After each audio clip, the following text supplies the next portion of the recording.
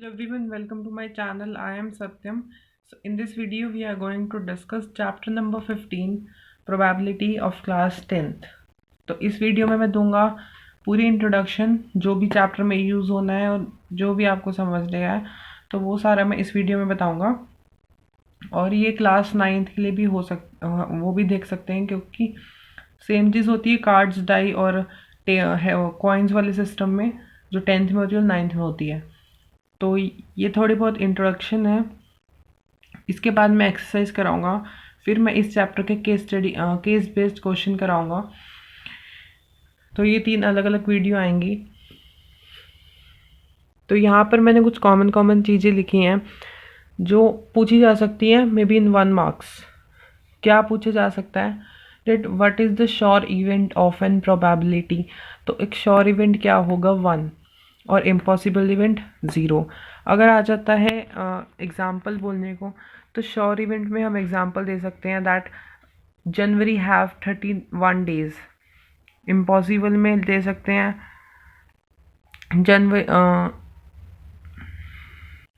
January have 30 days, जो impossible है क्योंकि 31 होते ही हैं। और हम श्योर इवेंट को सर्टेन इवेंट भी बोलते हैं। तो ये हो गई इम्पॉसिबल और श्योर का मैंने आपको बता दिया कि 1 होता है, 0 होता है, उनके एग्जाम्पल भी बता दिए। अब probability of an event is not less than और इक्वल टू 0 और लेस देन इक्वल टू 1। ठीक है, हमारे पास फॉर्मूला होता है फॉर फाइंडिंग। अब क्वेश्चन आ जाता है कि अगर मैं एक एग्जांपल लूँ, if a girl had a birthday on this day and what is the probability that he does not have his birthday on this day. तो हम वो प्रोबेबिलिटी ऑफ इवेंट में वो नंबर पुट करते हैं, उसको 1 में से माइनस कर देते हैं। ये क्वेश्चन आएंगे, आपको मैं बताऊंगा। ठीक है, तो in general event we put this formula. ठीक है, तो अब जो मेन कॉन्सेप्ट है चैप्टर का, जिसमें से आते हैं क्वेश्चन, अब वो वाला करते हैं। तो सबसे पहले हम आज कार्ड्स का, मैं सबसे पहले कार्ड्स का करा रहा हूँ। सो कार्ड्स का बताऊंगा कि क्वेश्चन कैसे अटेम्प्ट करना है और क्वेश्चन कैसे आता है। तो कार्ड्स हमारे पास टोटल 52 कार्ड्स होते हैं। ठीक है, वो 26 के पेयर में जो है डिवाइड होते हैं। 26 के पेयर में जो है डिवाइड होते हैं, जिसमें एक 26 का पेयर होता है ब्लैक और एक 26 का पेयर होता है रेड। ठीक है, फिर ये 26 आगे डिवाइड होते हैं 13 और 13 के पेयर में। ये 13 और ये 13।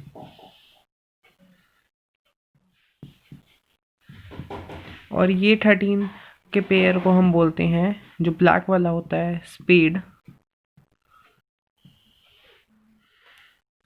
क्लब, इसको बोलते हैं हर्ट, इसको डायमंड। ठीक है, इनके सिंबल बता देता हूँ कैसे होते हैं। स्पेड का सिंबल होता है कुछ इस तरह से, and club is like that, this, and heart is like this, and diamond is this। ठीक है,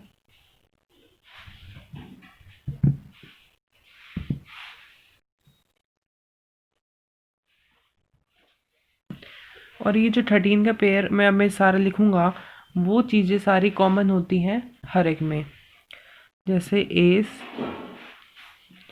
किंग, क्वीन और जैक, एंड बाकी जो होते हैं number cards, that is 2 3 4 5 6 7 8 9 10। S मैंने इक्का, और ये जो हमारे 3 कार्ड्स होते हैं, इनको हम बोलते हैं फेस कार्ड। ठीक है, इनको हम बोलते हैं फेस कार्ड। अब क्वेश्चन कैसे इसमें से पुट होते हैं, कैसे आते हैं क्वेश्चन इसमें से, कि find the probability of getting N face card. अब उसने बोला है फेस कार्ड आने की प्रोबेबिलिटी क्या होगी। तो क्या प्रोबेबिलिटी होगी, अगर एक पेयर में 3 फेस कार्ड होते हैं तो हर एक पेयर में कितने हो जाएंगे? 3 × 4 12, तो 12 बाय में 52 क्या हो जाएगा, आंसर हो जाएगा। और इसको काटेंगे तो फिर वो फाइनल आंसर होगा। ठीक है, अब आ जाए find the probability of getting N queen of black. तो क्वीन की क्या प्रोबेबिलिटी होगी, 2 बाय में 52। क्यों, क्योंकि ब्लैक के पेयर दो हैं, दो पेयर हैं तो क्वीन दो दो होंगी, मतलब एक यहाँ एक यहाँ, तो 2 बाय में 52। ठीक है, अब क्वेश्चन देखो हमें लिखना कैसे है। अब मैंने स्क्रीन वाला एग्जांपल लिया था, तो हमने लिखना होता है सबसे पहले फेवरेबल केसेस, यानी कितने आपके फेवरेबल केसेस हैं, कितने चांसेस हैं, कितने हैं, दो हैं, क्योंकि क्वीन दो हमने करी है। और टोटल आउटकम्स, जितने टोटल कार्ड्स हो। ठीक है, क्या टोटल का आउटकम्स क्या है, 52।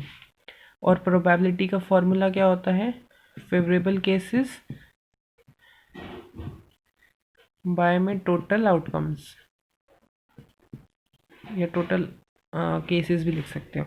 तो 2 बाय में 52 काट देंगे तो 1 बाय में 26। ठीक है, तो ये ऐसे अटेम्प्ट करना है तो आपको फुल मार्क्स मिलेगा। अगर आप ये चीज़ लिखोगे खाली तो यहाँ का आपको 1 मार्क्स ही मिलेगा खाली। अगर ये वैसे तो ये क्वेश्चन 3 मार्क्स में भी आता है, 2 मार्क्स में भी आ सकता है, बट अगर आप सिर्फ यही वाला करोगे तो 1 मार्क्स, पूरा करोगे तो 3 मार्क्स। ठीक है, आफ्टर दिस हम आएंगे अपने नेक्स्ट कॉन्सेप्ट पे, जो है कॉइन्स का। कॉइन्स का गेस, कॉइन्स सबको पता है कि कॉइन्स में दो ही चीज़ हो सकती हैं, या तो हेड या तो टेल। ठीक है, और ये मानी जाती है फॉर अ 1 कॉइन। क्वेश्चन आता है जैसे अगर if 2 coins are tossed, find the probability of getting an head. Head आने की प्रोबेबिलिटी क्या होगी। तो पहले देखो, दो कॉइन्स हैं, दोनों में होगा हेड टेल, हेड टेल, है ना। अब क्या प्रोबेबिलिटी होगी, पहले तो केसेस, नंबर ऑफ केसेस कर लो कि क्या आ सकता है। दोनों साइड हेड भी आ सकता है, एक साइड हेड एक साइड टेल भी आ सकता है, दोनों साइड टेल भी आ सकता है, और एक साइड टेल एक साइड हेड भी आ सकता है ना। ये 4 केसेस आ सकते हैं। अब उसने बोला find the probability of getting at least 1 head. तो एक ना किस में हेड आ रहा है, एटलीस्ट बोला, कम से कम एक हेड तो आना ही चाहिए। तो एक इसमें, इसमें और इसमें, यानी 3 में आ रहा है, 3 बाय में जो टोटल नंबर ऑफ आउटकम्स है दैट इज़ 4। तो आंसर क्या हो जाएगा, 3/4। सिंपल आ जाए। Find the probability of getting an head, तो भी 3/4। ऐसे टेल में पूछ सकते हैं। ठीक है, तो फॉर्मूला कैसे लिख सकते हैं कि number of coins, number of faces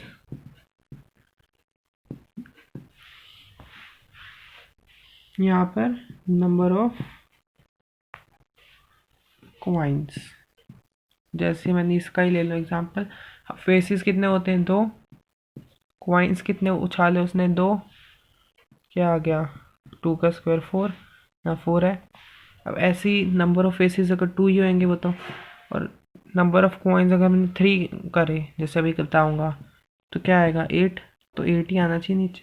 ठीक है, अब देखो 3 कॉइन्स का, अब 3 में क्या होगा, head tail head tail head tail. अब देखते हैं इसकी प्रोबेबिलिटी क्या होगी।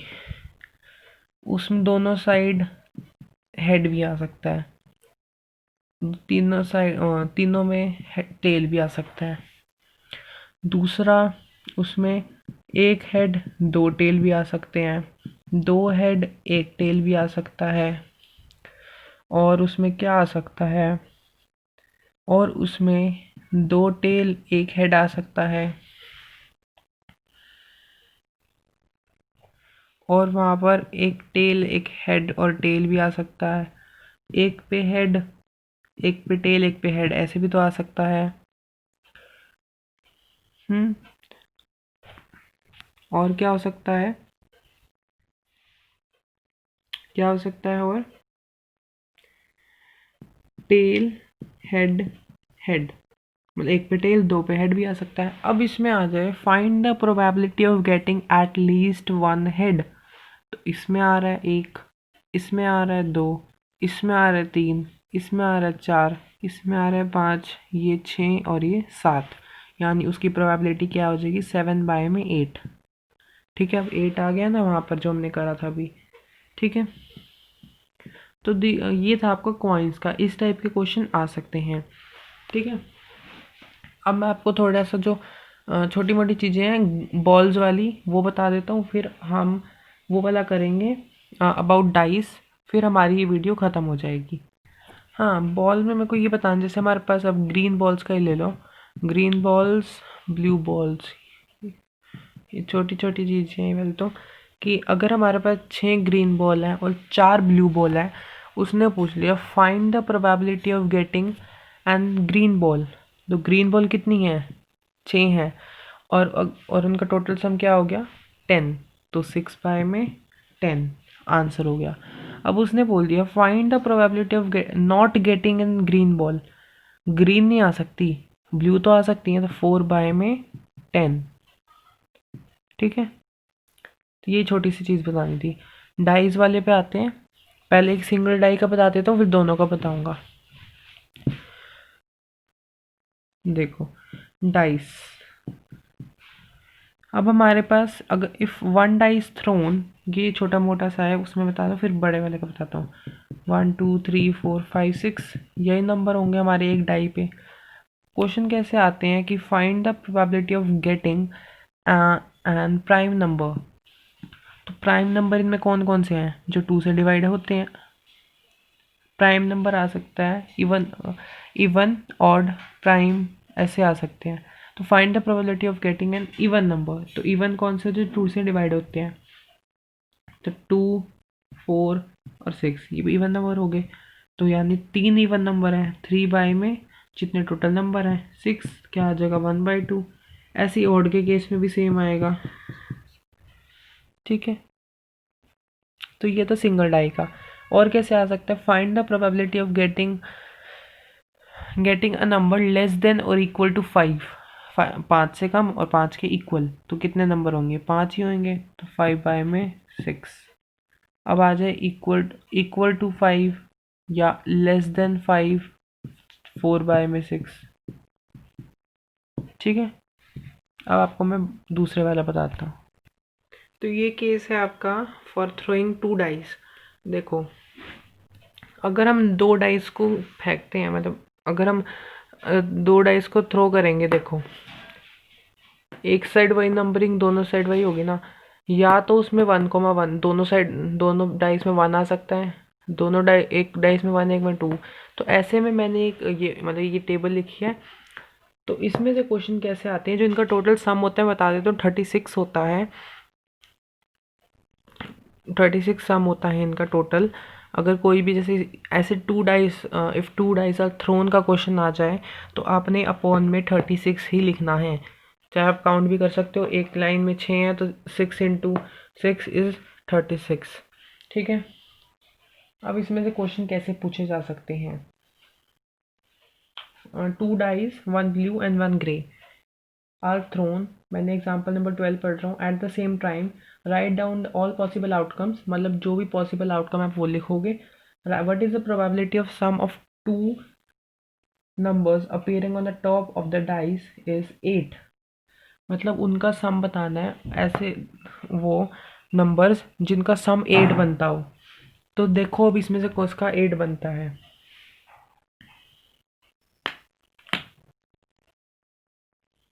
किस किस का बन रहा है पहले ऊपर से देख लो, यहाँ लास्ट में देखो यहाँ लास्ट में बन रहा है 7, तो मतलब पूरी ऊपर वाली लाइन से तो नहीं होगा।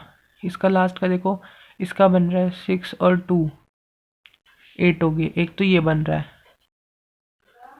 5 और 2 वो भी नहीं बन रहा। अभी देखो 6 और 3 तो ये 9 हो रही है, ये भी नहीं बन रहा। ये 5 और 3 8 बन रहा है, ये बन रहा है।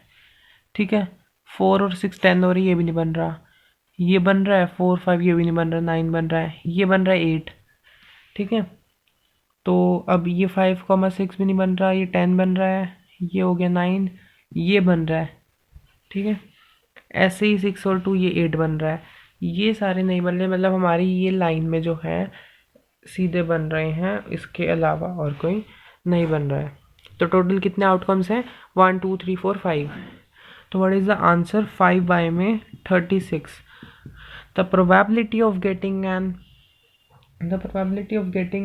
सम 8, जिनका सम 8 बन रहा है, वो कितने नंबर है? 5 बाय में टोटल नंबर 36। ये हमारा आंसर हो गया। इस टाइप से क्वेश्चन आते हैं पेपर में। अब जैसे अगला है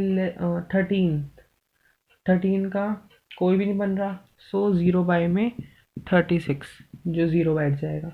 अब उसने बोला है लेस देन और इक्वल टू 2, 12 से कम और 12 से कम और उसके इक्वल। तो सबसे पहले तो यही देख लो, 6 और 6 12 बन रहा है, मतलब हमारा आखिरी आउटकम में 12 बन रहा है, उससे कम बोले हैं, तो मतलब सारे के सारे ही होंगे, सारे होंगे तो 36 होंगे और अपॉन में भी 36, तो क्या आ जाएगा? 1 आंसर। ठीक है। कभी कभार क्या होता है 1 मार्क्स में पूछ लेते हैं कि what is the sum of 2 dice वाला, ऐसे। तो कई बार क्या होता है कोई 12 लिखाता है, तो 12 नहीं आता है, इसका आंसर आता है 36। ठीक है। तो यहाँ पर हमारा जो ये प्रोबेबिलिटी की इंट्रोडक्शन है वो ख़त्म होती है। इसमें जितना भी मैंने बताना था वो बता दिया। अगर कुछ रह जाता है तो आपको मैं एक्सरसाइज वाली वीडियो में बता दूंगा। So thank you for watching. If you like, share, subscribe and press the bell icon for more updates. And don't forget to like the video. You can follow me on other social media accounts. All the links are given in the description box.